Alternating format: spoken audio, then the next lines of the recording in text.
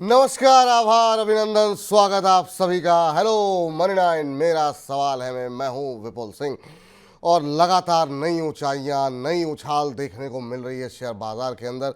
और आज भी नया हाई निफ्टी ने बनाया है 24,401 का। हालांकि ऊपरी स्तरों से बाजार में फिसलन बढ़ी थी, एक समय 24,300 का लो भी लगाया, लेकिन वहां से थोड़ी सी रिकवरी है 50 अंकों के आसपास की।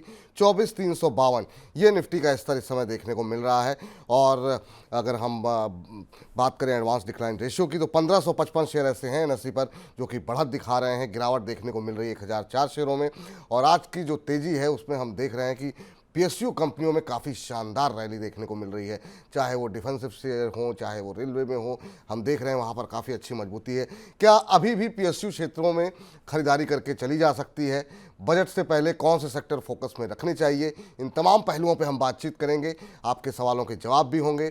बजिंग स्टॉक्स में खबरों वाले शेयर भी जानेंगे, और आईपीओ वाले सेगमेंट में वाह के आईपीओ में जानेंगे कि अभी जो आईपीओ खुले हुए हैं उनमें आपको पैसे लगाने चाहिए कि नहीं। और आखिर में चुन चुन का सेगमेंट हमारा तो होगा ही, लेकिन सबसे पहले आज के खास मेहमान से आपको रूबरू कराते हैं।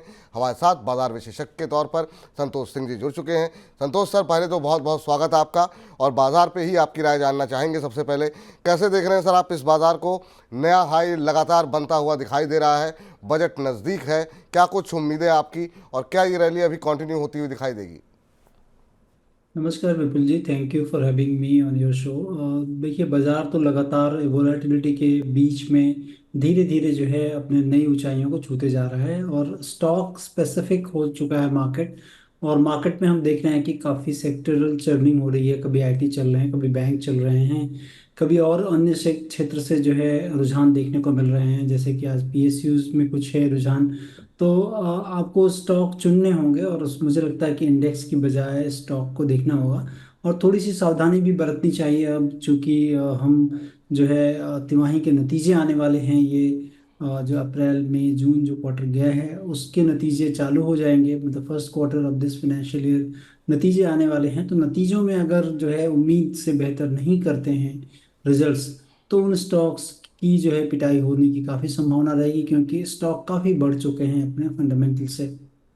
तो तेजी तो है मार्केट में चौतरफा। अगर आप देखें एडवांस डिक्लाइनिंग भी ठीक है, लेकिन अब चूंकि नंबर्स आने वाले हैं, मतलब आपके रिजल्ट्स आउट होने वाले हैं, तो रिजल्ट के पहले मार्केट बढ़ चुका है। और जब कभी भी निराशा हाथ लगती है तो जो है फॉल ज़्यादा होता है। इस लिहाज से थोड़े से कैश पे रहना मुझे लगता है कि लाजमी है, अपॉर्चुनिटी को देखते हुए और जिस तरह से मार्केट बढ़ चुका है उन सारी चीज़ों को देखते हुए। चलिए, तो शेयरों पर नज़र रखें, बाजार पे नहीं। चुनिंदा शेयरों में खरीदारी अभी भी मौके मिल सकते हैं, लेकिन हाँ, थोड़ा सा सतर्क, थोड़ा अलर्ट रहने की आवश्यकता है, क्योंकि बाजार लगातार नई ऊंचाइयां बनाता हुआ दिखाई दे रहा है। ये मानना है संतोष जी का। बड़ी संख्या में दर्शकों के प्रश्न हमारे पास पहले से ही आ गए हैं। अनुराग वालिया जी के साथ शुरुआत करते हैं। कह रहे हैं, राधे राधे विपुल जी, संतोष जी, आपसे गाइडेंस लेकर के मेरा पोर्टफोलियो बहुत चमक रहा है, इसके लिए दिल से आपका शुक्रगुजार हूँ। बहुत बहुत शुक्रिया अनुराग जी, और खुशी होती है कि आप लोग अच्छी कमाई कर रहे हैं, तो बहुत बहुत धन्यवाद आपका। मझगांव डॉक में एंट्री करना चाहता हूं, क्या अभी ले सकता हूं? मझगांव डॉक आज हम बजिंग स्टॉक्स में भी डिस्कस करेंगे, लेकिन ओवरऑल डिफेंस को लेकर के सर बहुत सारी अटकलें हैं बजट को लेकर के। क्या कुछ राय आपकी निकल करके आ रही है? और ये तो फ्रेश एंट्री लेना चाह रहे हैं, काफ़ी शानदार मूव मझगांव डॉक में देखने को मिला है पिछले कुछ एक दिनों के अंदर। अगर हम देखें, आज भी करीब 9% से ज़्यादा की मजबूती अब शेयर में देखने को मिल रही है। पिछले एक महीने में 90% का रिटर्न, मतलब एक महीने के अंदर पैसे डबल हो जाएंगे, ये शेयर बाजार के अंदर ऐसा कोई उम्मीद नहीं थी। लेकिन इन लेवल्स पे फ्रेश एंट्री कितनी खतरनाक या फिर कितनी लाजमी आपको दिखाई दे रही है? और ओवरऑल डिफेंस पे बजट को लेकर के आपकी राय? तो अगर नंबर्स को देखेंगे तो मुझे लगता है कि सबसे पहली चीज़ अपने को देखना चाहिए कि पी एक्सपेंशन ज़्यादा हुआ है than to the earning expansions. लेकिन उम्मीद जरूर है विपुल जी कि आने वाले टाइम पे जो डिफेंस स्टॉक्स हैं या डिफेंस कंपनियां हैं इंडिया में, उनको जो है ऑर्डर काफ़ी मिलेंगे, क्योंकि सरकार जो है रिपीट हुई है। और उनकी मंशा भी वही है कि हमारा जो जो भी प्रोक्योरमेंट होगा वो इंडिजिनियसली हो, हमारी कंपनियों के द्वारा हो। तो जितनी भी युद्धपोत होंगे कह लें, वो सारी चीज़ें हमारे ही कंपनियों को मिलेगा, और उसमें मैस्गांव डॉक बड़ी कंपनी है और इसको काफ़ी मिलने के आसार रहेंगे हैंसफोर्थ भी। तो लेकिन पी एक्सपेंशन थोड़ा ज़्यादा हुआ है, इसलिए मैं कहूँगा कि थोड़ा सा वेट कर लें। आपको निचले स्तरों पर जब मिले तो डेफिनेटली आपको देखना चाहिए कि अगर यहाँ से समझिए कि अगर कोई भी करेक्शन होता है 10 to 15% करेक्शन में देखें, यहाँ लेना है तो 10 से 15% से ज़्यादा न लें।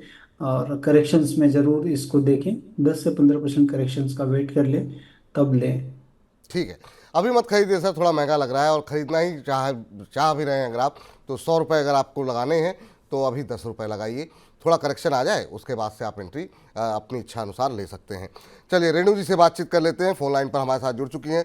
रेणु जी को नमस्कार। नमस्ते सर, मुझे आपका मनी नाइन प्रोग्राम बहुत अच्छा लगता है। थैंक यू मैं मैम। सिंगरौली मध्य प्रदेश से बोल रही हूँ। अच्छा, कहाँ से, सर मध्य मुझे प्रदेश में कहाँ से आपका सर? मैम सिंगरौली से। इंद्रौली से, चलिए बहुत अच्छी बात है। जी और मैम सर, मुझे आपके इस प्रोग्राम से बहुत हेल्प मिली और मेरा पोर्टफोलियो भी काफी अच्छा हो गया है। चलिए बहुत अच्छी बात है मैम, आप ऐसे ही उत्तरोत्तर प्रगति करती रहें और ज़्यादा पैसे कमाएं और प्रसन्न रहें, यही हमारी ख्वाहिश है।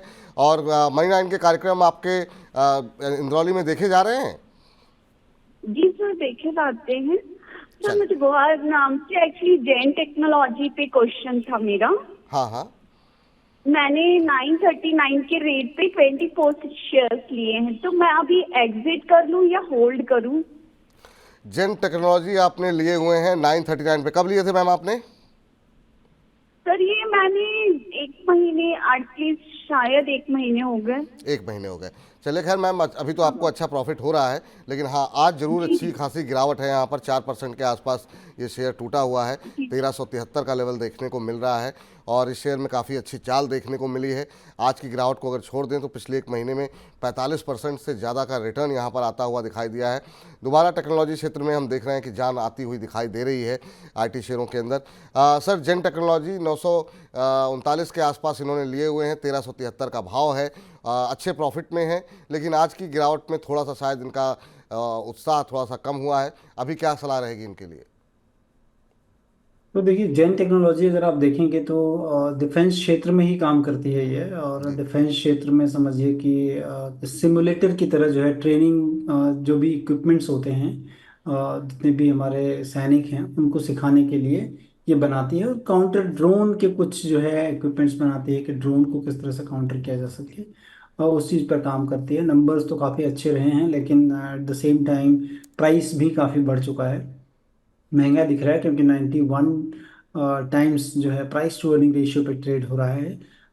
ईवी एबिटा अगर देखें तो 58 टाइम्स पे हो रहा है, तो सस्ता तो स्टॉक नहीं रहा है, महंगा हो चुका है। तो थोड़ी सी सावधानी डेफिनेटली बरतनी चाहिए। और यहाँ से एक 5% के आसपास का एक स्टॉप लॉस जरूर लगा लें। जिस लेवल पे है अभी, उसके नीचे जाता है तो आप एक बार प्रॉफिट बुक कर सकते हैं। ठीक है, तो अभी होल्ड करने की सलाह है, 5% के नीचे का एक स्टॉप लॉस आपको लगाने की सलाह दी जा रही है। थोड़ा महंगा हो चुका है, काफ़ी तेज़ी के साथ ऊपर आया है, लेकिन एक स्टॉप लॉस लगा करके अभी आप चाहें तो बनी रह सकती हैं। आशिमा अरोड़ा जी का सवाल आया हुआ है और आशिमा जी कह रही हैं कि आशिमा शबरवाल फ्रॉम दिल्ली से हैं ये, और 600 शेयर इन्होंने ले रखे हैं अदानी विल्मर के, 724 की खरीद है। कह रही हैं कि क्या मुझे एवरेज करना चाहिए, क्या इस पर लक्ष्य हो सकता है? मैम थोड़ा सा आपने थोड़ा लेट सवाल पूछा है, क्योंकि 724 पर आपने ख़रीदा हुआ है और अब इस शेयर का जो भाव है 334 है, यानी कि आपकी ख़रीद से बिल्कुल आधा हो चुका है। तो अब यहाँ पे अगर आपको लॉस बुक करने के लिए कहा जाएगा तो शायद मुश्किल होगी। सर क्या सलाह रहेगी? अब जब से ये खबर आई कि प्रमोटर खुद कंपनी से निकलना चाह रहे हैं, उसके बाद से शेयर में अदानी के बाकी शेयरों में काफ़ी अच्छा मूव देखने को मिला, लेकिन अदानी विल्मर नहीं चल रहा है। आपकी सलाह क्या रहेगी? अब काफ़ी ज़्यादा लॉस में आ चुकी हैं, अभी क्या करना चाहिए? तो मुझे लगता है कि एक अपॉर्चुन टाइम का वेट करें, क्योंकि हम लोग तो आपके चैनल पर कई बार कई मर्तबा ये बोल चुके हैं कि जहाँ पर प्रमोटर अगर निकलना चाहते हो बिजनेस से तो वो थोड़ा डिफिकल्ट प्रोपोजिशंस होता है। मार्जिन के लिहाज से भी अगर आप देखेंगे तो बहुत ही थिन मार्जिन वाला बिजनेस है। 2% के आसपास की इनकी ऑपरेटिंग प्रॉफिट मार्जिन है, जिसे एबिटा मार्जिन भी कहते हैं। तो वो बहुत ही कम है, और ऐसे बिजनेस में मतलब आपकी प्रॉफिटेबिलिटी जहाँ पे कम होती है, और वहाँ पर सस्टेनेबिलिटी एक बहुत बड़ा इशू होता है कि अगर किसी भी तरह का इनपुट कॉस्ट बढ़ता है कंपनी के लिए तो एक डिफिकल्ट प्रोपोजिशन हो जाता है। और चूंकि आपने काफ़ी लेट क्वेश्चन किया है, हम लोग तो कई मर्तबा इस चीज़ को बता चुके हैं, तो मैं कहूँगा कि वेट कर लें थोड़े अपॉर्चुन टाइम का, और कभी भी अगर उछाल होता है तो ऐसे बिजनेस से निकल जाना चाहिए। जी, कोई भी मौका मिले तो फिर अभी आपके पास ज़्यादा विकल्प बचे नहीं है मैम, तो एवरेज करने की सलाह नहीं है। हो सकता है धैर्य बना के रखिए, कुछ अगर ऐसी कोई पॉजिटिव खबर आती है, मौका मिलता है तो फिर निकलने की कोशिश कीजिएगा। चलिए, हमारे साथ अमन गुप्ता जी मौजूद हैं प्रश्न पूछने के लिए। अमन जी को नमस्कार। नमस्कार सर जी। नमस्कार अमन जी, कैसे हैं, कहाँ से बोल रहे हैं? जी सर, हम सुल्तानपुर से बोल रहे हैं सर। आपका एक प्रोजेक्ट है, बहुत मुझे बहुत फायदा मिल रहा है इससे। थैंक यू सर, बहुत बहुत धन्यवाद कि आपको फ़ायदा मिल रहा है और यही हमारा उद्देश्य भी है। बताइए सर, क्या प्रश्न है आपका? सर मेरा इंडिया फोर्स का जो है वो हैप्पी फोर्स का शेयर है, जी। जो है 17 शेयर है 8059 से 1869 पे। 59। अच्छा अच्छा, और अभी 18 पे लिया है और 1275 ये भाव अभी देखने को मिल रहा है, तो अच्छे खासे लॉस में हैं आप। कब लिया था सर आपने? सर ये हमको हो गया लगभग, जब सर ये लिस्टिंग हुआ तभी लिया था। जी, जब ये लिस्ट हुआ था तभी अच्छा से। तब लिया था आपने। चलिए ठीक है, अभी पूछते हैं यहाँ पर क्या करना चाहिए। सर 1800 के ऊपर की खरीद है, 1275 का भाव है, हैप्पी फोर्जिंग को लेकर के इनकी राय ये जानना चाह रहे हैं कि अभी क्या करना चाहिए, नुकसान में है, आपकी सलाह क्या रहेगी सर? तो पहली चीज़ मुझे लगता है कि ये नुकसान में नहीं है, क्योंकि लाइफ हाई पे जो करंट मार्केट प्राइस है वो लाइफ हाई आपने पे क्या है। रेट बताया सर? सर मेरा जो है सर 800 से खरीदता है, अच्छा 859। 800, सॉरी मुझे मुझे 1800 सुनाई दिया। 800 समथिंग पे आपने लिए हुए, 400 रुपये के आसपास का मुनाफा हो रहा है। 859 के भाव पर इन्होंने लिए हुए हैं, 17 शेयर इनके पास हैं, प्रॉफिट में हैं। 1275 का भाव, काफ़ी अच्छी रैली देखने को मिली है, जैसा भी संतोष जी बता रहे थे कि अपने उच्चतम स्तर के आसपास शेयर ट्रेड करता हुआ। जी सर, कंटिन्यू कीजिए सर संतोष सर। हाँ, तो मुझे लग रहा है कि देखिए अच्छी कंपनी है। लिस्टिंग के बाद काफ़ी अच्छा गेन भी मार्केट ने काफ़ी जो है इसको तवज्जो दी है। बढ़ रहा है स्टॉक, तो मुझे लगता है होल्ड करनी चाहिए। अच्छी कंपनी, प्रॉफिटेबिलिटी अच्छी है कंपनी की, काफ़ी नंबर्स जो है वो ग्रोइंग नंबर्स हैं इनके। तो इस तमाम चीज़ें देख कर लगता है, और एफिशिएंट है कंपनी काफ़ी। अगर आप return on equity, return on capital employed के लिहाज से भी देखेंगे तो काफ़ी अच्छी है। तो होल्ड करने की सलाह होगी, एक स्टॉप लॉस ज़रूर आप लगा लें। जैसे मौजूदा स्तर 1275 के आसपास का है, 1250 के नीचे का कि स्टॉप लॉस बना के बने रह सकते हैं। चलिए, तो अभी बने रह सकते हैं, जो स्टॉप लॉस बताया गया है उसका अवश्य ध्यान रखें। सिमरन कौर जी का सवाल आया है, कह रही हैं थैंक यू विपुल सर, और कह रहे हैं कि अरुण सर ने कोचिंग शिपयार्ड लेने को बोला था और आज ही मुझे 10,000 रुपये का प्रॉफिट हुआ है। चलिए, बहुत अच्छी बात है मैम कि रक्षा क्षेत्र में आपने दांव लगाया और अरुण जी के कहने पे आपको मुनाफा हो रहा है। कह रही हैं केपीआई ग्रीन एनर्जी लिमिटेड के भी इन्होंने शेयर ले रखे हैं 1988 पे, यहाँ पर मुझे क्या करना चाहिए? केपीआई ग्रीन पे जरा नज़र डालते हैं। यहाँ पर भी हमने देखा कि काफ़ी अच्छे रिटर्न आते हुए दिखाई दिए थे। अभी हालांकि दबाव में है, आज 1787 का भाव, आधे % के आसपास की गिरावट यहाँ पर देखने को मिल रही है। लेकिन इनकी जो खरीद है वो 1988 की है, तो 200 रुपये पर शेयर का इनको यहाँ पर केपीआई ग्रीन में लॉस होता हुआ दिखाई दे रहा है। अगर हम शेयर पे नज़र डालें तो पिछले 6 महीने में ऑलमोस्ट डबल हो गया है, लेकिन अब यहाँ पर थोड़ी सुस्ती देखने को मिल रही है। 91% का रिटर्न यहाँ पर देखने को मिला है पिछले 6 महीने में। सर काफ़ी ऊपर थोड़ा सा इन्होंने खरीद लिया है और अब लॉस में है, क्या सलाह रहेगी सिमरन कौर जी के लिए? तो देखिए, होल्ड करने की सलाह होगी, क्योंकि अगर आप देखें रिन्यूएबल स्पेस में जो ग्रोथ के आसार हैं वो काफ़ी बड़ी स्टोरी है रिन्यूएबल स्पेस में। क्योंकि अगर आज के दिन में देखें तो रिन्यूएबल जो है हमारे पूरी जो ऊर्जा का जो हम जनरेशन करते हैं उसमें 25% के आसपास है। 2030 तक सरकार उम्मीद कर रही है कि ये एकदम उलट हो जाएगा, 75% के करीब जो है वो हम रिन्यूएबल एनर्जी से बना रहे होंगे, उस समय अपनी ऊर्जा का उपयोग कर रहे होंगे, और तकरीबन 25% थर्मल पे आ जाएंगे। तो ये जो एक एक बड़ा जो कह लें कि अपॉर्चुनिटी है पूरे इस क्षेत्र में, उसके लिहाज से थोड़ी सी महंगी कंपनी है, इसलिए हो सकता है कि समय लगे इनको। इन्वेस्टमेंट पीरियड हो सकता है थोड़ा सा लंबा हो रिलेटिवली, लेकिन चूंकि अपॉर्चुनिटी साइज बहुत बड़ी है, ह्यूज अपॉर्चुनिटी साइज है जितनी भी कंपनियां रिन्यूएबल स्पेस में हैं उनके लिए। क्योंकि एक तो हमारी इकोनॉमिक जो है एक्टिविटी का एक्सपेंशन हो रहा है, दूसरा पूरी जो है शिफ्ट हो रही है थर्मल टू कह लें कि रिन्यूएबल स्पेस में, और ये कंपनी विंड एनर्जी और सोलर एनर्जी में काम करती है। तो बेहतर है कंपनी, नंबर्स भी अच्छे हैं कंपनी के, तो होल्ड करने की ही सलाह होगी। होल्ड करने की ही सलाह आपके लिए यहाँ पर निकल करके आती हुई। चलिए, विनीत तिवारी जी से बातचीत कर लेते हैं। विनीत जी नमस्कार। विपुल सर नमस्कार, और संतोष सर को भी राधे राधे सर। सर राधे राधे आपको भी, और संतोष सर सुन रहे हैं आपको। कहाँ से बोल रहे हैं सर आप? सर प्रयागराज यूपी से बोल रहा हूँ सर। चलिए, बहुत अच्छी बात है सर, प्रयागराज गंगा किनारे से बोल रहे हैं आप। और बताइए क्या करते हैं आप?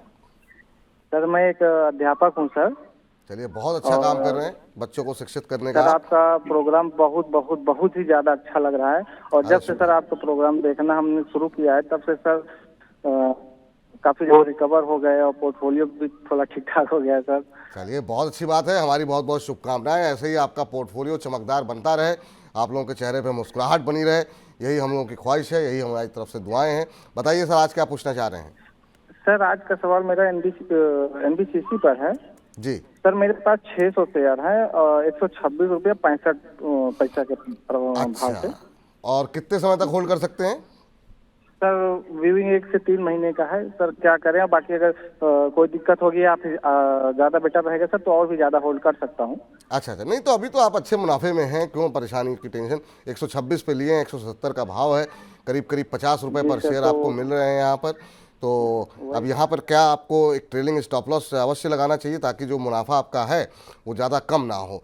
आज अच्छी तेज़ी है, पूरे पीएसयू क्षेत्र में अच्छी तेज़ी है, और एनबीसीसी को भी इसका लाभ मिलता हुआ दिखाई दे रहा है। 5% से ज़्यादा की मजबूती, 178 का लेवल। सर 126 पे एनबीसीसी लिया हुआ है, और इस शेयर ने भी काफ़ी कमाल किया है बाकी पीएसयू कंपनियों की तरह। एक महीने में 31%, पिछले 6 महीने की बात करें तो 103% का रिटर्न यहाँ पर आता हुआ दिखाई दिया है। आपकी सलाह क्या रहेगी इनके लिए? तो आप अपने प्रॉफिट को प्रोटेक्ट करने के लिए मुझे लगता है कि एक स्टॉप लॉस जरूर लगा लें, और वो 168 रुपये के नीचे की अगर क्लोजिंग आती है तो आप एक स्टॉप लॉस लगा लें, ताकि जो है आपका प्रॉफिट एक लेवल के बाद प्रोटेक्ट हो जाए, उससे ज़्यादा इरोजन ना हो। दूसरी चीज़, चूंकि ये जो है कंस्ट्रक्शन में है, सरकार की जितनी भी इंफ्रास्ट्रक्चर कह लें कि बिल्डिंग्स और ऑफिसेस बनती हैं, उसमें ये बढ़ चढ़ कर हिस्सेदारी मिलती है इस कंपनी को। मार्जिन के लेवल से काफ़ी जो है वो काफ़ी ख़राब है, क्योंकि 5% के आसपास एबिटा मार्जिन है कंपनी की इस साल में, और इसके पहले तो 2-3% हुआ करती थी। थोड़ा सा एक्सपेंशन हुआ है मार्जिन में, बट लेकिन बिजनेसेस में हमेशा ये ध्यान रखें कि चूंकि अभी पीएसयू का वक्त चल रहा है, और पीएसयू के बारे में लोगों के अंदर परसेप्शन काफ़ी चेंज हुए हैं, और उसका लाभ इस कंपनी को मिल रहा है अभी। लेकिन मार्जिन जिस बिजनेस में कम होती है वहाँ पर रिस्क उतना ही ज़्यादा होता है, तो उस लिहाज से आपको एकदम स्ट्रिक्ट स्टॉप लॉस लगा के रखना चाहिए। तो एक कोई भी अपना 1-2%, 5% के आसपास नीचे एक स्टॉप लॉस अवश्य लगा ले, ताकि उससे नीचे जाए तो मुनाफा बांध लीजिए अपना, और जब तक ये तेज़ी चल रही है उसको एंजॉय कीजिए, ताकि आपका मुनाफा जो है वो बढ़ता रहे। ये सलाह आपके लिए निकल करके आ रही है संतोष जी की तरफ से। और अगला प्रश्न रोहित जी का ले लेते हैं। कह रहे हैं कि विपुल सर, आप मेरा क्वेश्चन नहीं लेते हैं, पिछले 3-4 दिन से पूछ रहा हूँ, प्लीज़ ले लीजिए। बिल्कुल ले लिया गया आपका सवाल सर। गार्डन रिच के ऊपर इनका सवाल है, 9 शेयर इन्होंने लिखे हुए हैं 1941 पे। दूसरा केपीआई एनर्जी के ऊपर इनका प्रश्न है। अभी केपीआई ग्रीन पे अभी हमने थोड़ी देर पहले ही बातचीत की है, तो आप सुन लीजिएगा सर एक बार पीछे जा करके। लेकिन हाँ, गार्डन रिच पे बात कर लेते हैं। अभी थोड़ी देर पहले कोचिन शिपयार्ड पे बात हो रही थी, और सर ये जितनी रक्षा क्षेत्र से जुड़ी हुई कंपनियां हैं, काफ़ी मझगांव डॉक पे हम लोग बात कर रहे थे आपके, और अब जो है जीआरएससी, इसमें भी क्या रैली जो है पिछले कुछ दिन पहले जो खबर आई थी उसके बाद से लगातार ये शेयर जो है अच्छी मजबूती दिखा रहा है। आज भी जो है 4-4.5% ऊपर है, 2564 का लेवल अब यहाँ पर देखने को मिल रहा है, और इन्होंने 1900 के आसपास शायद लिए हैं। इनकी खरीद का भाव 1941 है, तो अच्छे मुनाफे पे हैं ये यहाँ पर। आपकी सलाह क्या रहेगी? और चूँकि मेरा सवाल डिफेंस को लेकर के था पहले भी आपसे, सर क्या करना चाहिए? मतलब 9-9, 10-10% की इस रैली जो देखने को मिल रही है, जिन लोगों के पास पड़े हुए हैं शेयर, प्रॉफिट बुक करें, या फिर जो लोग लेना चाह रहे हैं और ख़रीदें? क्योंकि बस जो है काफ़ी तेज़ है इस समय, मोमेंटम में बने हुए हैं शेयर। आपकी राय क्या होगी रक्षा क्षेत्र को लेकर के? एक महीने में ये शेयर भी डबल हो गया है, 101% का रिटर्न सिर्फ एक महीने के अंदर। मझगांव डॉक भी 90% का रिटर्न एक महीने में देखने को मिला है। आपकी सलाह सर, गार्डन रिच पे कहाँ पे प्रॉफिट बुक करें? तो विपुल जी, मुझे ध्यान आ रहा है कि कुछ दिनों पहले ही जब हम लोग डिस्कस कर रहे थे रक्षा क्षेत्र की कंपनियों को, तो मैंने कहा था कि जीआरएससी मुझे उस समय जो है काफ़ी ज़्यादा अच्छा लग रहा था तीनों कंपनियों के अंदर, अगर कोचिन शिपयार्ड, मैसगांव डॉक और जो है इस जीआरएससी की बात कर लें जो गार्डन रिच शिपयार्ड है।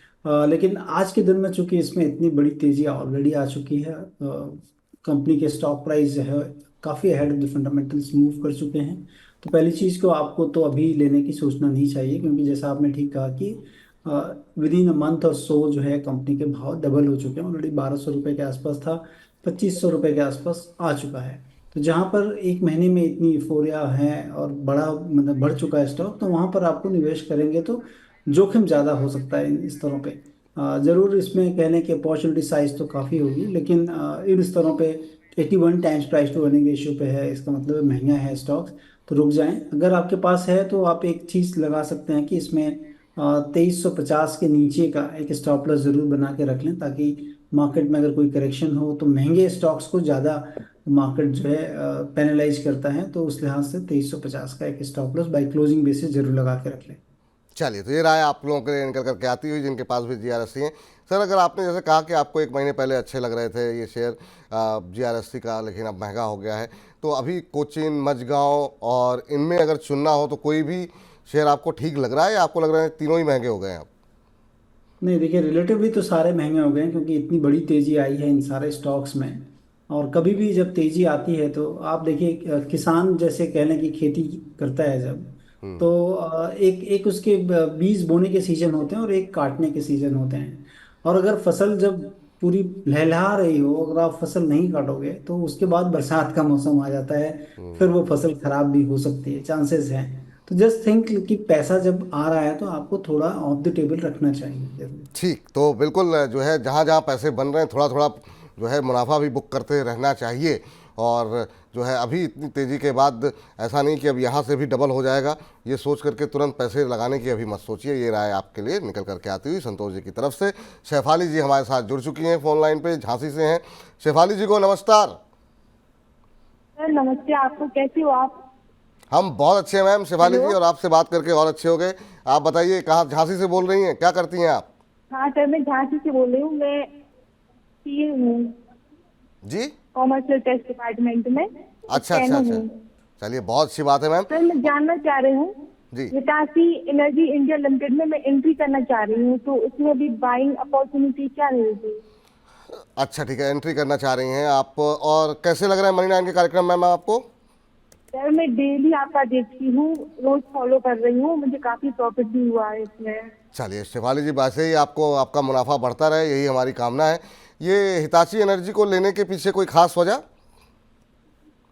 सर मैं देख रही हूँ इसका शेयर लगातार आगे बढ़ रहा है, इसलिए अभी अच्छा। कुछ दिन पहले 10,000 था, अब 13,000 पहुँच गया है, इसलिए मैं इसको लेना चाह रही हूँ। चलिए ठीक है, हम बताते हैं आपको कि आपको लेना चाहिए कि नहीं लेना चाहिए।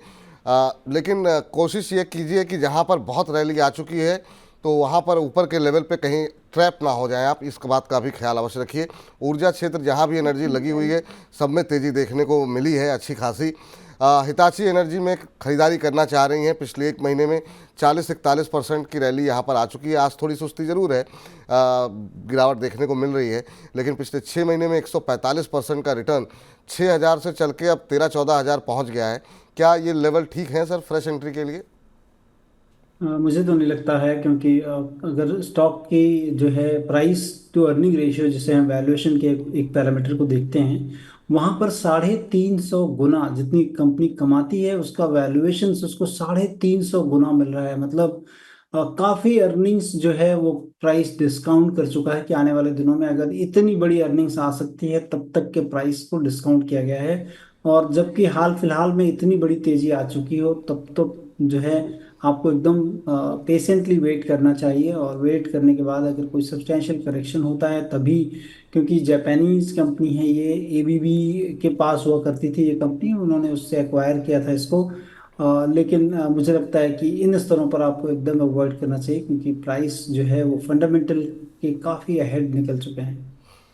चलिए, इन स्तरों पे अवॉइड करना चाहिए। बहुत रैली आ चुकी है मैम। हो सकता है कि आपको कल लगे कि, और अगर चल गया तो आपको लगे कि नहीं हमने गलती कर दी, लेकिन अगर ये गिर गया तो फिर आपको जो है ना अफसोस भी बहुत ज़्यादा होगा, इसलिए भी अवॉइड कीजिए। सर, चूँकि एनर्जी की बात चली है तो एनर्जी पे सवाल हमारे पास डेली बहुत आते हैं और हर बार आपसे चर्चा होती है।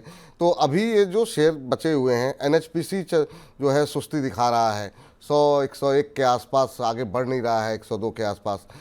इरिडा में काफ़ी शानदार मूव रहा है हाल फिलहाल के अंदर। जो खबरें आई हैं, Q1 की जो अपडेट आई, कल हमने देखा 225 का भी लेवल क्रॉस करता हुआ दिखाई दिया। क्या आपको यहाँ पर दिखाई दे रहा है ऊर्जा क्षेत्र का भविष्य, खास तौर से एसजेवीएन, एनएचपीसी और इरिडा पे? मैं आपकी टिप्पणी जानना चाहूँगा सर।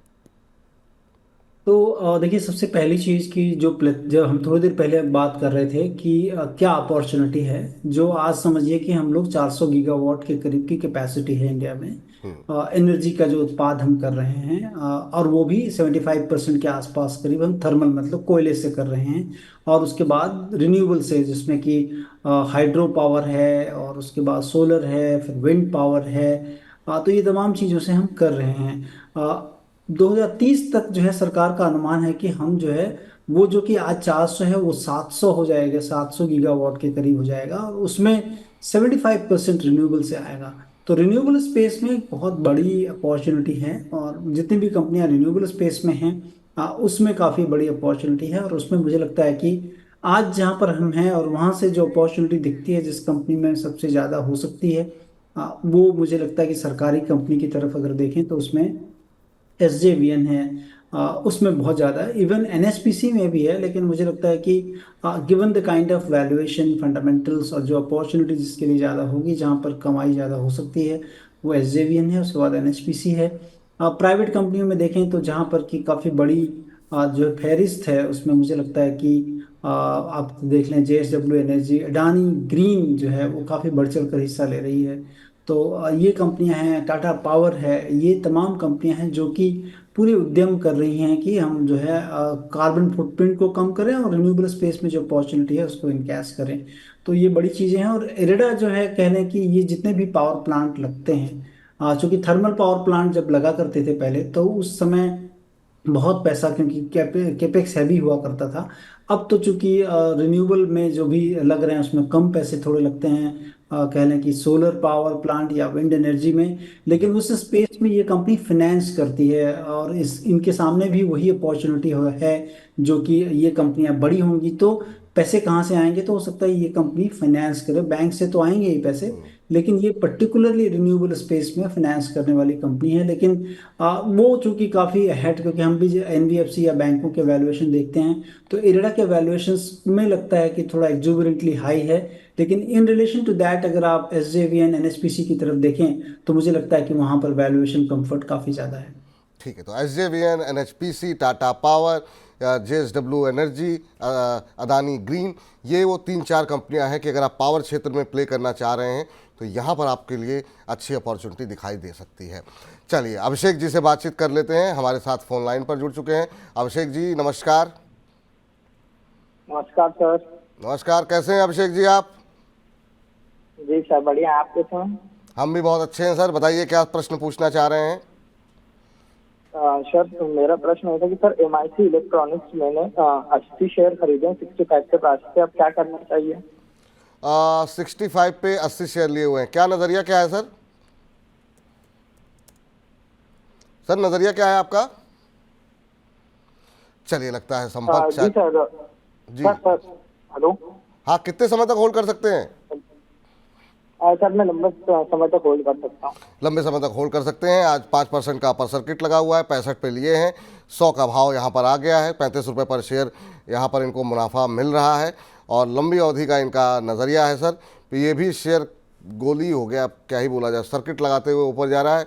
और एक महीने के अंदर 116% का रिटर्न यहाँ पर MIC इलेक्ट्रॉनिक्स के अंदर देखने को मिल रहा है। अभी ये होल्ड कर सकते हैं, लेकिन क्या ये शेयर होल्ड करना चाहिए? एक साल में 300% का रिटर्न यहाँ पर उससे ज़्यादा का आ चुका है सर। अभी क्या सलाह रहेगी आपकी MIC इलेक्ट्रॉनिक्स पे, और क्या कुछ वजह हैं जिसकी वजह से ये तेज़ी, ये मतलब लगातार तेज़ी में बना हुआ है शेयर ये? तो देखिए, मिक इलेक्ट्रॉनिक्स को अगर आप देखें तो LED वीडियो जो है मैन्युफैक्चरिंग कंपनी करती है, डिस्प्ले यूनिट्स जो है वो बनाती है, और हाई एंड इलेक्ट्रॉनिक्स और टेलीकम्युनिकेशन इक्विपमेंट्स बनाती है। नंबर्स के लिहाज से ये काफ़ी वोलेटाइल नंबर रहे हैं, और काफ़ी नेगेटिव नंबर्स जो है पुराने पिछले कई सालों से रहे हैं। लेकिन इस बार अगर मार्च में देखें तो विपुल जी, यहाँ पर मुझे जो दिख रहा है कि इनका जो है मार्च क्वार्टर में 45 करोड़ रुपए के करीब का एक टैक्स जो है कोई जो इनको मिला है। जैसे कि इनकम टैक्स के हिसाब से वहाँ से टैक्स एक बार अपने को देना पड़ता है इनकम पे, लेकिन कई बार हमको प्रीवियस में चूंकि लॉसेस रही हैं कंपनी की, तो हो सकता है कि वहाँ पे एक टैक्स रिवर्सल आया, जिसके कारण कि इनको काफ़ी गेन दिख रहा है इनके नंबर्स में, जिसके कारण इनको काफ़ी तवज्जो दी गई है। लेकिन चूंकि इलेक्ट्रॉनिक्स में आने वाले टाइम पे जिस तरह से हम लोग देख रहे हैं कि काफ़ी बड़ी अपॉर्चुनिटी है इंडिया में, जैसे एनर्जी स्पेस में है, उसी तरह से चूंकि सरकार की जो है ये मंशा है कि हमारे यहाँ पर काफ़ी इलेक्ट्रॉनिक मैन्युफैक्चरिंग सेंटर्स हों, और हम जो है सेमीकंडक्टर स्पेस में एक बड़ा एक मैन्युफैक्चरिंग करें इंडिया में। उसमें जो जितने भी इकोसिस्टम में हैं, या ईएमएस हम कह लें, इलेक्ट्रॉनिक मैन्युफैक्चरिंग सर्विसेज जो है, जिसमें कि हम प्रिंटेड सर्किट बोर्ड या फिर उसकी असेंबली यहाँ पर करते हैं, तो उस तरह की जितनी भी कंपनियां हैं वो काफ़ी लाभान्वित हो रही हैं, क्योंकि हमारे यहाँ पर कह लें कि मोबाइल फोन्स, डिस्प्ले, टैबलेट्स, ये सारी चीज़ें अब बनना चालू हो गई हैं इंडिया में, और उसकी असेंबली हो रही है, तो उस इन चीज़ों की खपत काफ़ी हो रही है। तो एक तो बिजनेस अपॉर्चुनिटी साइज ज़्यादा है, बट लेकिन अगर आप मेरी पसंद पूछेंगे इस पूरे क्षेत्र में, तो मुझे लगता है कि केन्स टेक्नोलॉजी, सिरमा एसजीएस ऐसी कंपनियों की तरफ है। इस पर्टिकुलर कंपनी ने, जिस निवेशक ने जो है पैसे लगा रखे हैं, तो मैं कहूँगा कि एक मेटेओरिक राइज हुआ है, और उसमें आपको 10 to 15% का कहीं ना कहीं स्टॉप लॉस से अपने प्रॉफिट को प्रोटेक्ट करना चाहिए। ठीक है सर, तो ये राय आपके लिए निकल करके आती हुई। और इस बीच हमारे एक दर्शक हैं, अपर सर्किट के नाम से इन्होंने अपनी आईडी बनाई हुई है, और इन्होंने मनी 9 को 200 रुपये भेजे हैं। तो धन्यवाद आपका अपर सर्किट जी। अपना नाम भी लिख दिया कीजिए। कह रहे हैं दोनों सिंह साहब को प्रणाम। आपको भी प्रणाम है सर। CDSL के 75 शेयर इन्होंने लिए हुए हैं सर, और 2265 के भाव पर। और दूसरा जो है इनका प्रश्न आया है टाटा स्टील को लेकर के, इन्होंने 600 शेयर ले रखे हैं 182 के भाव पर, और ये कह रहे हैं कि शॉर्ट टर्म का नज़रिया है मेरा, क्या सलाह रहेगी। CDSL पे पहले ज़रा नज़र डाल लेते हैं कि क्या स्थिति यहाँ पर देखने को मिल रही है। तो CDSL का जो भाव अभी है वो 2327 रुपये के आसपास ये शेयर ट्रेड करता हुआ, और 2265 पे इन्होंने लिए हुए हैं, तो यहाँ अच्छा इनको मुनाफा हो रहा है। क्या सलाह रहेगी सर CDSL पे शॉर्ट टर्म अभी? देखिए, शॉर्ट टर्म में तो मैं कहूँगा कि एक ब्रेकआउट हो गया है, ब्रेकआउट के बाद हमने ऊपर से निचले स्तर पर भी आता हुआ दिखा है। तो शॉर्ट टर्म में आपको हमेशा एक चीज़ को ध्यान रख लें कि एक स्टॉप लॉस जरूर लगाएं। दूसरी चीज़, जब प्रॉफिट आ रहा है शॉर्ट टर्म में, तो आपको बुक भी करना चाहिए, क्योंकि आप जो है संभावनाओं को, जो एक बड़ी संभावना है उसको बहुत ही कम समय के अंदर अगर देखना चाहते हो, तो आपने स्टॉप जो है जरूर प्रॉफिट आते ही, और एक सिग्निफिकेंट प्रॉफिट, और आप एक बना लें कि आपका जो है लक्ष्य इतना होना चाहिए, और पैसा दे रहा है तो तुरंत निकल जाएं। जैसे कि मैं देख पा रहा हूँ कि 2430-40 रुपये गया था, वहाँ से फिर घट कर जो है अभी 2330 रुपये के आसपास है। तो तकरीबन 100 रुपये तो निकल चुके हैं। और इस तरह से कभी भी अगर स्टॉक ऊपर जाके नीचे बैक ट्रैक हो रहा है, शॉर्ट टर्म का नज़रिया हो, तो संग संग आपको निकल जाना चाहिए। आज के दिन में भी अगर आप देखें तो यहाँ से 2 से 3% का एक स्टॉप लॉस जरूर लगा लें, चूंकि आपका बहुत ही शॉर्ट टर्म नज़रिया है उस लिहाज से। और शॉर्ट टर्म में प्रॉफिट आए तो तुरंत बुक करना चाहिए। टाटा स्टील की जहाँ तक बात है, और मुझे लग रहा है कि इसमें जो स्टॉप लॉस होगा वो थोड़ा सा नीचे है, 172 रुपये के आसपास का स्टॉप लॉस है। आपने थोड़ा पहले ही लगाना था, चूंकि इसमें शायद लॉस है उनको। लेकिन मैं दोनों स्टॉक्स के बारे में अगर कहूँ कि अगर आप मीडियम टू लॉन्ग टर्म रखना चाहेंगे, तब जो है इसमें आपको प्रॉफिट अच्छी आ सकती है। और CDSL खासकर आपको लॉन्ग टर्म रखना पड़ेगा, क्योंकि जो स्टोरी है वो मुझे लगता है कि लॉन्ग टर्म में ज़्यादा प्ले आउट होगी। फाइनेंशियल मार्केट का जो पेनिट्रेशन इंडिया में अभी भी बहुत कम है, और जितना ज़्यादा लोगों के पास कह लें कि विपुल जी पहुंच सकते हों, तो उतनी ज़्यादा अपॉर्चुनिटी होगी, और इस स्टॉक में भी होगी। चलिए, तो ये राय आपके लिए निकल करके आती हुई। नज़रिया अगर लंबा रखेंगे तो अच्छे मुनाफे को आप प्राप्त करेंगे। शॉर्ट टर्म का नज़रिया है तो CDSL में जहां मौका मिले आप एग्जिट कर लीजिए, और टाटा स्टील का जो स्टॉप लॉस बताया गया उसका ध्यान रखिए। अतनु चक्रवर्ती जी हमारे साथ जुड़ चुके हैं, और इसी के साथ 1000 से ज़्यादा दर्शक यूट्यूब के माध्यम से हमारे साथ जुड़ चुके हैं। इसके अलावा हमारे ऐप पर और फेसबुक पर भी बड़ी संख्या में दर्शक जुड़ रहे हैं। तो आप सभी का तहे दिल से शुक्रिया, और जितना हो सके कार्यक्रम को और आगे बढ़ाने की कोशिश कीजिए। लिंक को अपने जो तमाम व्हाट्सएप ग्रुप हैं, जो आपके दोस्त हों, जो परिवारजन हों, जो कलीग हैं ऑफिस के, उनके साथ शेयर कीजिए, ताकि ज़्यादा से ज़्यादा लोगों तक जो है मनी 9 का एक कार्यक्रम पहुंच सके। चलिए आगे बढ़ते हैं और अतनु चक्रवर्ती जी से बातचीत करते हैं। चक्रवर्ती जी नमस्कार। नमस्कार सर विपुल जी, नमस्कार। नमस्कार सर, कैसे हैं आप? बड़ा मुस्कुरा रहे हैं, क्या बात है? बहुत अच्छा लग रहा है सर, आपका प्रोग्राम एकदम थैंक यू सर। गया है। थैंक यू सर, बहुत बहुत। संतोष जी की भी नमस्कार। हाँ नमस्कार आपका, उन्होंने स्वीकार कर लिया सर, मिल गया उनको। और कहाँ से बोल रहे हैं अतनु जी आप? सर बहुत दूर से बोल रहे हैं, लेकिन आज लाइन मिल गया, मैं धन्य हो गया। अरे सर धन्य हम हो गए आपसे बात। मुर्शिदाबाद से। कहाँ से बोल रहे हैं? वेस्ट वेस्ट बंगाल मुर्शिदाबाद से। मुर्शिदाबाद से बोल रहे हैं, चलिए बहुत अच्छी बात है। पश्चिम बंगाल से आप कर रहे हैं फ़ोन, और बड़ा अच्छा लगा आपसे बातचीत करके। और संतोष जी बड़ी अच्छी बंगाली भी बोलते हैं, तो अगर आप चाहेंगे तो उनसे बांग्ला में भी आपको जो है उत्तर दिलवा देंगे। बताइए क्या सवाल है सर हाँ, आपका? हाँ, हाँ। जी हाँ सर, टाटा टेक का मेरा एवरेज है जी 11,151 का 54 शेयर है। अच्छा, और कितने तो समय तक होल्ड कर उसका- सकते हैं सर आप इसे? हम लॉन्ग टर्म के लिए सर, लॉन्ग टर्म एकदम।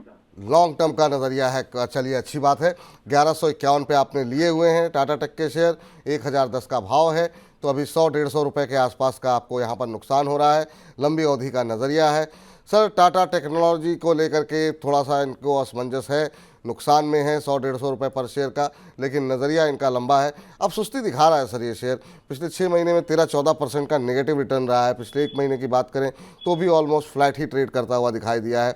पूरे साल भर में 23% का नेगेटिव रिटर्न। अभी क्या करना चाहिए सर टाटा टेक में?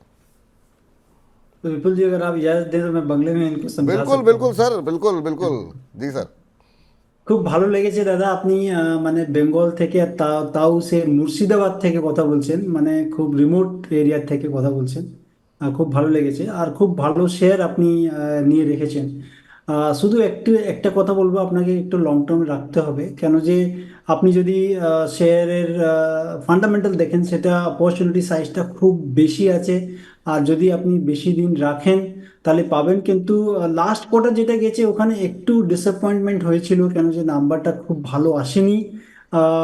কেন যে এখন একে প্রাইস দেওয়া যেটা হচ্ছে ওটা খুব বেশি প্রাইস দেওয়া হচ্ছে, কেন অপরচুনিটি সাইজ খুব বেশি আছে, 60 টাইমস প্রাইস টু আর্নিং মাল্টিপলের আছে।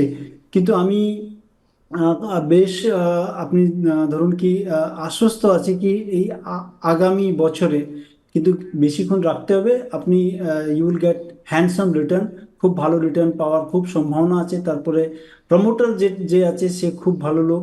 আহ, তাই জন্য বলছি আপনাকে একটু বেশিক্ষণ রাখতে হবে। আর পড়েছে এখন যেটা আপনার নেওয়ার প্রাইস থেকে, আপনি চাইলে একটু আর অ্যাড করতে পারেন। কেন যে ভালো জাতের শেয়ার, আর ফান্ডামেন্টালি খুব best company I think in the sector. तो खूब भालो लागे छे सर, बहुत अच्छा, बहुत मीठा बोला सर आपने। और इतना समझ में आ गया है कि मतलब कंपनी के प्रमोटर मजबूत हैं, कंपनी के फंडामेंटल अच्छे हैं। बने रहिए लंबे समय के लिए, अगर आप होल्ड करेंगे तो आपको यहाँ पर अच्छे रिटर्न मिलेंगे। मैं कुछ गलत तो नहीं बोला सर? नहीं नहीं, एकदम अच्छा बोला आप। समझ बंगाली आप देखें संस्कृत से जो है काफी करीब है, बिल्कुल। और हिंदी और कह लें कि उड़िया से भी काफी करीब है, तो आपको समझ तो आ जाता है। नहीं नहीं, बिल्कुल बिल्कुल बिल्कुल सही बात कही आपने। और बड़ी मीठी और बड़ी मिठास भरी भाषा है बांग्ला। और चूंकि आपने उड़िया की बात की है तो सीधे उड़ीसा ही चलते हैं। हमारे एक दर्शक वहाँ से जुड़े हुए हैं। नमस्कार सर। विपुल सर अमित जी नमस्कार। विपुल सर नमस्कार। नमस्कार अमित जी, कैसे हैं, कहाँ से बोल रहे हैं? मैं उड़ीसा कटक से बोल रहा हूँ। कटक उड़ीसा से बोल रहे हैं, चलिए बहुत अच्छी बात है सर। क्या प्रश्न है सर आपका? मेरा जेपी पावर के ऊपर बसना है। जेपी पावर, चलिए ठीक है। पावर पे आज काफ़ी सारी बातें हो गई हैं, अब जेपी पावर पे भी बात कर लेते हैं। किस भाव पे लिए हैं सर आपने? जेपी पावर मेरा 2200 शेयर है, 18.50 में है। 18.50? 3 to 6 मंथ का टारगेट है। मेरे को थोड़ा बता देंगे कि कब तक जा सकता है? आपकी आवाज़ थोड़ी सी धीमी आ रही है मेरे पास। आपने मैं आपने बोला क्या भाव? कि मेरा 3 to 6 मंथ का टारगेट है, मतलब इसमें मेरा कब कितने तक जा सकता है ये शेयर? कितने तक जा सकता है? आपने 18.5 रुपये पे लिया ना, 18.5? हाँ 18.5 रुपये। 18.5, चलिए ठीक है। यहाँ पर 18.5 पे आपने लिए हैं, 19 रुपये के आसपास चल रहा है, 19-17 के आसपास। आज 2.5% के आसपास की गिरावट देखने को मिल रही है। सर पावर में इतने विकल्प मौजूद हैं, तो आखिर में जेपी पावर पे क्या दांव लगाना सही रहेगा? आपकी क्या सलाह रहेगी? इस शेयर में बीच में एक अच्छी रैली आई थी, लेकिन उसके बाद से अभी फ़िलहाल कंसोलिडेशन के मोड में एक दायरे में कामकाज कर रहा है। अभी इनको 50-60 पैसे 70 पैसे बन रहे हैं। 3-6 महीने के लिए बने रहें, या एक बार के लिए यहाँ पर अपना मुनाफा जो भी बन रहा है उसको निकाल करके किसी दूसरी कंपनी में स्विच करना चाहिए क्या? देखिए, आपका क्वेश्चन एकदम वाजिब है विपुल जी, कि आपको क्या इस कंपनी में पैसे लगाने चाहिए। तो मुझे लगता है कि बेहतर विकल्प हों तो शायद नहीं लगाने, एकदम नहीं लगाने चाहिए। दूसरी चीज़, चूंकि ये लगा चुके हैं, अब हमको इस पे इनसे बात करनी है कि क्या करना चाहिए। लास्ट क्वार्टर के नंबर्स जो है, या लास्ट ईयर के नंबर्स काफ़ी कई सालों के बाद, मतलब 2017 के बाद मैं देख पा रहा हूँ कि इनमें नंबर्स अच्छे आए हैं। केवल वही एक कारण दिख रहा है कि थोड़ा होल्ड कर सकते हैं, और होल्ड करने के लिए मैं कहूँगा कि 18 रुपए के नीचे का एक स्टॉप लॉस जरूर लगा लें, क्योंकि नंबर्स ठीक आ रहे हैं और पावर्स की डिमांड चूंकि बढ़ी है, तो उस लिहाज से मुझे लगता है कि आपको जो है होल्ड करें और 18 का एक स्टॉप लॉस जरूर लगा लें। 18 रुपए का एक स्टॉप लॉस जो है लगाने की आपको सलाह दी गई है, होल्ड करने की सलाह है। लेकिन इस बीच अब फटाफट एक दो तीन क्वेश्चन लेते हैं, फिर बजरिंग स्टॉक्स की तरफ रुख करते हैं। हिमानी जैन जी का सवाल आया है टीटागढ़ रेल के भाव के ऊपर, और टीटागढ़ रेल के इन्होंने 50 शेयर ले रखे हैं 1515 के भाव पर। टीटागढ़ रेल के माध्यम से ही सर हम आपसे पूरे रेलवे पे राय जानना चाहेंगे कि अब क्या व्यू निकल करके आ रहा है। काफ़ी शानदार मूव यहाँ पर देखने को मिला है पूरे रेलवे शेयरों के अंदर जो है। अभी यहाँ पर कोई शेयर अच्छा लग रहा है या सारे महंगे लग रहे हैं आपको? चाहे आरवीएनएल की बात करें, आईआरएफसी की बात करें, टीटागढ़ रेल पे इनका सवाल है 1515 पे लिए हुए हैं। देखिए, प्रायः सारे शेयर्स महंगे हो चुके हैं, बारिंग सम कुछ शेयर्स जो हैं वहाँ पर देख लें। राइट्स बोल के एक शेयर है, वो थोड़ा सा ठीक लग रहा है। दूसरा एक आरवीएनएल है, बट आरवीएनएल में भी काफ़ी तेज़ी आ चुकी है ऑलरेडी, तो इन स्तरों पे तो नहीं चला होगी, बट रिलेटिवली जो है अगर नीचे आता है तो वहाँ पे देखें। और दूसरा जो है वो है आईआरसीटीसी, मुझे अभी भी अच्छा लगता है, थोड़ा यहाँ पे ले सकते हैं, थोड़ा नीचे लें। टीटागढ़ रेल सिस्टम ऑलरेडी काफ़ी बड़ा हो चुका है। 2 साल पहले देखें 100 रुपये 150 रुपये के भाव थे, अब 1700-1800 रुपये ऑलरेडी हो चुके हैं, चूँकि ऑर्डर बुक काफ़ी स्वेल कर रही है इन कंपनियों की, वोगन बनाती है कंपनी। लेकिन अब जो है थोड़ा सावधानी रखना चाहिए, क्योंकि काफ़ी बढ़ चुका है शेयर, और कुछ कंपनियां हैं जहां पर कि आपको अभी भी मतलब मौके मिल सकते हैं, उसमें आईआरसीटीसी, आरवीएनएल और राइट्स हैं। इस पे मुझे लगता है कि आईआरएफसी मुझे अगेन थोड़ा सा महंगा लगता है। तो ये कंपनियां अगर करेक्ट हों, 3 कंपनियां जिनका नाम लिया मैं, तो उसमें जरूर देख सकते हैं। चलिए, आरवीएनएल जो है हरे निशान में है, 418 के आसपास ट्रेड करता हुआ। राइट्स में अच्छी तेजी आज देखने को मिल रही है। ये वो शेयर हैं जो कि अभी जिनका जिक्र संतोष जी ने किया है, 4.5% ऊपर राइट्स का शेयर कामकाज करता हुआ दिखाई दे रहा है। तो ये वो शेयर हैं जहाँ पर अभी भी आप अपॉर्चुनिटीज़ जो है वो तलाश कर सकते हैं। आईआरसीटीसी भी का भी जिक्र इसमें सामने आया है। अभी अगर आईआरसीटीसी की बात करें तो यहाँ पर हम अगर देखें तो एक लगभग फ्लैट ट्रेड करता हुआ 1007 के आसपास का स्तर यहाँ पर देखने को मिल रहा है। चलिए अगला सवाल लेते हैं फटाफट। और अगला सवाल हमें भेजा गया है एडिटर शर्मा जी ने, कह रहे हैं कि जय हिंद विपुल जी। जय हिंद आपको भी सर। कह रहे हैं कि प्लीज़ मेरा क्वेश्चन ले लीजिए। बीएल के शेयर 273 के भाव पर लिए हुए हैं 50 शेयर, और कह रहे हैं कि एनबीसीसी का भी इन्होंने जिक्र किया है। एनबीसीसी पर जो है आप भी थोड़ी देर पहले बात हो चुकी है, तो आप कार्यक्रम एक बार फिर से देखेंगे तो आपको उत्तर मिल जाएगा। बीएल जरूर डिस्कस कर लेते हैं। सर, हमने जो शिपिंग कंपनियों पे काफ़ी बातचीत की, लेकिन ये जो बीईएल, बीडीएल, ये एचएएल, ये जो कंपनियां हैं, इनमें क्या राय दिखाई दे रही है आपको? क्या यहाँ पर जो है खरीदारी की कोई गुंजाइश आपको दिखाई दे रही है? आज एचएएल 1.25% ऊपर है, बीईएल 0.25% के आसपास की मजबूती के साथ 316-317 का भाव यहाँ पर देखने को मिल रहा है, और इनकी खरीद का भाव 273 है। हम होल्ड करें। बीईएल जो है मुझे लगता है कि डिफेंस में थोड़ी रिलेटिवली सस्ती कंपनी है, और डिस्क्लोजर के रूप में हम लोग के पोर्टफोलियो में है ये कंपनी। और इसमें जो ऑर्डर है या आने वाले टाइम पे जैसा भी होगा, क्योंकि रिलेटिवली थोड़ी सस्ती है, तो इसमें हो सकता है कि हेडरूम्स उसमें ज़्यादा होंगे ग्रोथ के, तो एकदम होल्ड करने की सलाह है आपका। आप जहाँ लिया हुआ उसके आसपास का कहीं ना कहीं एक स्टॉप लॉस लगा लें। लेकिन जो है अपॉर्चुनिटी साइज जिस तरह से डिफेंस सेक्टर में है, भारत इलेक्ट्रॉनिक्स, एचएएल भी काफ़ी अच्छा है, क्योंकि अब एचएएल को न केवल हमारी भारत सरकार बल्कि बाहर के भी सरकारें जो हैं, तकरीबन 18 या 19 गवर्नमेंट्स जो हैं हमारे पड़ोसी देशों के भी हैं उसमें, और बाहर के भी हैं, तो वहाँ से भी काफ़ी ऑर्डर मिल रहे हैं उनके। तो अब केवल डिफेंस एक्सपोर्ट पर भी सरकार ध्यान दे रही है। अब तो हम इंपोर्ट कम कर रहे हैं और अब एक्सपोर्ट की तरफ जा रहे हैं, मतलब पूरी जो है गंगा उल्टी बह रही है, तो उसमें अपॉर्चुनिटी काफ़ी बड़ी है। तो ये तीनों आप बीईएल, एचएएल और बीडीएल पे क्या बताया सर आपने? बीडीएल थोड़ा सा डिफरेंट है, मुझे लगता है कि ये 2 कंपनियां ज़्यादा बेहतर मुझे ये 2 कंपनियां ज़्यादा बेहतर हैं। तो रक्षा क्षेत्र में बजट को ध्यान में रखते हुए अगर आप कोई मौका तलाश रहे हैं, तो रक्षा क्षेत्र को लेकर के 2 कंपनियां हैं, बीईएल और एचएएल। यहाँ पर जो है भविष्य थोड़ा सा उज्जवल दिखाई दे रहा है, जिस तरीके से कंपनियां निर्यात कर रही हैं।